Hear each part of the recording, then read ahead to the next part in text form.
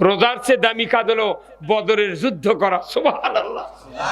ভাইরা আমার, আজ থেকে ১৫০০ বছর আগে বদরের যুদ্ধ হয়ে গেল। ৭ দিন পর উহুদের যুদ্ধের দামামা বেজে গেল। আল্লাহর নবী এক এক করে সাহাবী গোছাইতেছেন। ১০০০ সাহাবী লাগবে কে আসরে উহুদের ময়দানে মদিনার ইসলামী রাষ্ট্র টিকে রাখার জন্য যুদ্ধে যাবে, একটু আমাকে অঙ্গীকার দাও। একজন একজন করে সাহাবী আল্লাহর নবী রিক্রুট করছেন। কিন্তু দুপুরবেলা এমন একজন যুবক, সুন্দর দেহ সিমসাম, চেহারা ভালো, এত সুন্দর লম্বা, এই যুবক এসে রসুলকে সালাম দিলেন, আসসালামু আলাইকা ইয়া রাসূলুল্লাহ, ইয়া হাবিবাল্লাহ। হুজুর, ওগো হুজুর, আমি উহুদের ময়দানে যুদ্ধে যেতে চাই। আল্লাহর নবী মাথার থেকে পা পর্যন্ত অবজার করলেন। নবীজি বললেন, যুবক, তুমি তো যুদ্ধ যাবে, তোমার নামটা কি? বলে, হুজুর, আমার নামটা হলো হযরত হানজালা। জোরে কন্যা মারহাবা। রসুল বললেন, হানজালা, আমার দেখে মনে হচ্ছে তুমি সাবালক হয়ে গিয়েছ, বলো তো তুমি কি বিবাহ করেছো? বলে, না। রসুল বললেন, তুমি বিবাহ করো। আর কোনো কথা বললেন না। হযরত হানজালা যুবক মানুষ চলে গেলেন বিবাহের জন্য। বাড়িতে দৌড়ে উনি বাড়িতে গিয়া বাবাকে, মাকে, ভাইকে বললেন, আপনারা আমাকে তাড়াতাড়ি বিবাহ দিয়ে দেন। উনি বুঝতে পেরেছেন যদি তুমি বিবাহ করতে আজকে তোমাকে অনুমতি দেওয়া হতো, কিন্তু উনি নিজেই বুঝছেন যে আমি যদি বিবাহ না করি যুদ্ধে যেতে পারবো না। সাথে সাথে দ্বীপ্রহের সময় থেকে সূর্য অস্তের আগে বিবাহ সম্পন্ন করে স্ত্রীকে বাড়িতে নিয়ে আসলেন। গভীর রাত্রিতে বাসর সজ্জা উদযাপনের পর হযরত হানজালা ভোর রাতে গোসল করার জন্য হাম্মাম খানায় উপস্থিত হয়ে গেলেন। কিন্তু গোসলের প্রস্তুতি নিচ্ছেন, এমন সময় মদিনার অলিতে গলিতে ঢান্ডারা বাজিয়ে দেওয়া হচ্ছে। কিয়াসরে মদিনার ঘরে বাইরে মুসলমান ওই উহুদের ময়দানে কুতিলা মুহাম্মদ, ইসলাম পরাজিতর পথে, রসুল শাহাদতের পথে। কিয়াসো তরবারি নিয়ে যুদ্ধ করবে মদিনার মাটিতে, একটু না এগিয়ে আসো। এই ঢান্ডারা মদিনার অলিতে গলিতে দেওয়া হচ্ছে। কানে পড়ে গেল হযরত হানজালার। হযরত হানজালা স্ত্রীকে বললেন, প্রাণের স্ত্রী, ও প্রাণের স্ত্রী, গোসল করব না, তুমি যুদ্ধের তরবারি দাও, পোশাক পরিয়ে দাও, ঘোড়াটা সাজিয়ে দাও, আমি মুহূর্তকাল দেরি করব না, যুদ্ধের ময়দানে চলে যাব।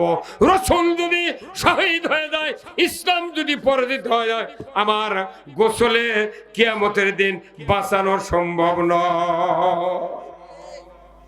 আল্লাহর নবীর সাহাবী হযরতে হানজালাকে ওনার স্ত্রী বললেন, আপনি গোসল করেন, নামাজ আদায় করেন। আমি জেনেছি আপনি যদি গোসল না করে যান, আপনার উপর তো ফরজ গোসল, আপনি নামাজ আদায় করলেন না, অসুবিধা হতে পারে, চলে যান, আপনাকে তরবারি দেব, যুদ্ধের পোশাক দেবো, আমি বাধা দেব না। উনি বললেন, গোসল করব না, আমি যুদ্ধে যাব। ধরে কোন আল্লাহু আকবার। এক্ষুনি বিয়ে করছে, দুপুরে রাত সকালবেলা যুদ্ধ যাচ্ছে। বলেন তো, আমাদের দেশের মেয়েরা হলে বাপ ভাই দেখে খেজুর গাছের সাথে শেকল দিয়ে বান্ধে তুলে হনি, কাল তো পালসার দিয়ে বাপে বিয়ে দিয়েছে আমার সাথে, তুই কোনটি যাচ্ছ? এই কথা কন, কোনটি যাচ্ছ? কেবল গে এক রাত হচ্ছে, কথা কন।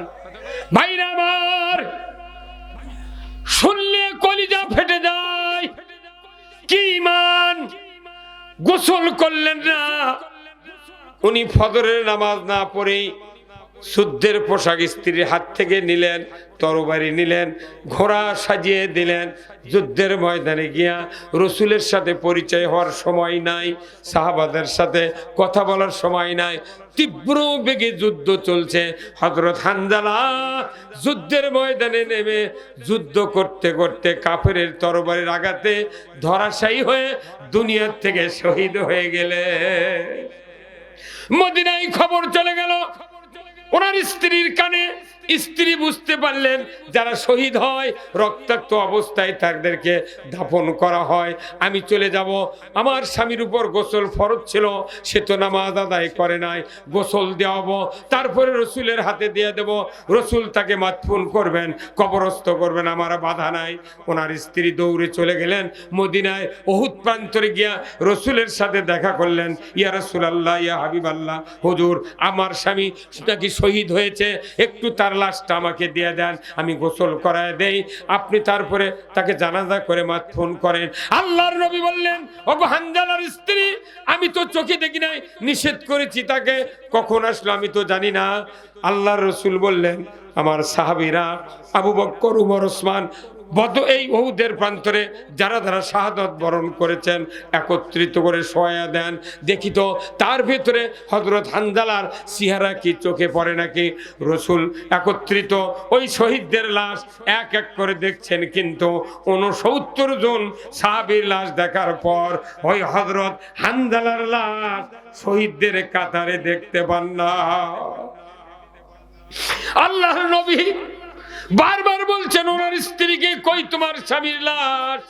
উনি বলেন, আল্লাহি, আল্লাহর কসম, নিজের হাতে তরবারি দিয়েছি, যুদ্ধের পোশাক পরিয়ে দিয়েছি হুজুর, আমার স্বামীকে উহুদের ময়দানে ঘোড়া সাজিয়ে পাঠিয়ে দিয়েছি হুজুর।